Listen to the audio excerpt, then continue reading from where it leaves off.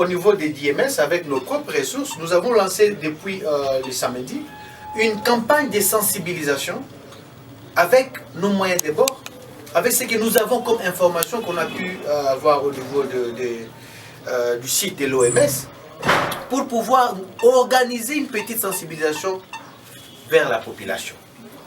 Et c'est là que nous avons eu à produire une chanson avec des artistes locaux qui appellent une chanson en fait qui appelle à la prise de conscience, surtout au respect des consignes de sécurité et aux mesures préventives.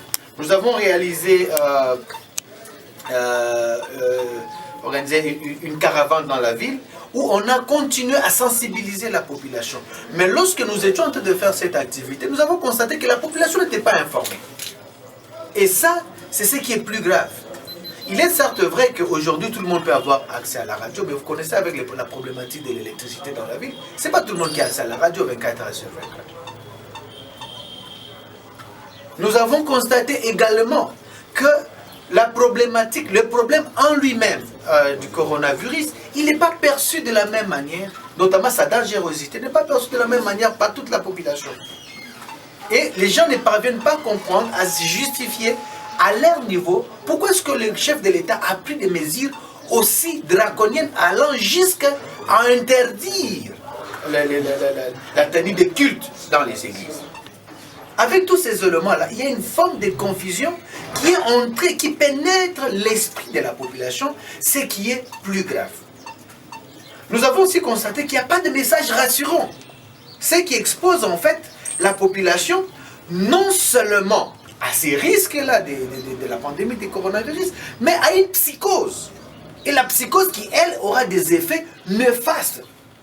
En dehors de cela, nous avons aussi constaté que, déjà sur le marché local, le prix des denrées alimentaires a triplé. Qu'est-ce qui justifierait cela? Est-ce qu'il y a des mesures d'accompagnement mises en place par l'autorité provinciale? Parce que si ce n'est pas le cas, les gens auront du mal à rester chez eux, cloîtrés à la maison, parce qu'ils doivent rester à la maison pour ne pas propager les virus. En cas d'épidémie, bien sûr, dans la ville, n'est pas non plus s'exposer, mais cependant, il faut qu'il y ait des mesures. Et ces mesures-là, elles doivent surtout tenir compte de l'aspect social. Parce que si nous luttons contre le coronavirus en demandant aux gens de rester chez eux, des gens qui vivent au taux du jour tel que c'est connu par tout le monde, comment ces gens-là vont relier les débuts du mois? Si pas le début du mois, notamment même la journée, la semaine, comment ils vont vivre? Comment ils vont survivre dans cette situation-là? Donc ça, c'est un appel en fait fort que nous lançons à l'autorité provinciale, qui doit vraiment jouer son rôle en ce moment ici précis. On doit trouver les moyens de réguler la question de prix des produits de première nécessité. On ne peut pas comprendre que non, avant l'annonce du chef de l'État, un mourongo de Maragui, c'était à 1800. Le lendemain, le mourongo de Maragui est passé à 3000. Le pouvoir d'achat de la population n'a pas augmenté avec l'annonce du chef de l'État. Donc on risque de résoudre un problème en créant un autre plus complexe. Nous avons développé des petits outils de communication, des petits tracts, où on a imprimé les mesures, on imprime les mesures préventives, mais ce que nous avons eu sur le site de l'OMS, pas sur le site du gouvernement provincial, malheureusement. Nous avons produit une chanson, on la chante, vous savez, la chanson, ça pénètre facilement toutes les couches de la population, où on chante en swahili, en lingala, pour essayer de faire comprendre aux gens la problématique en soi.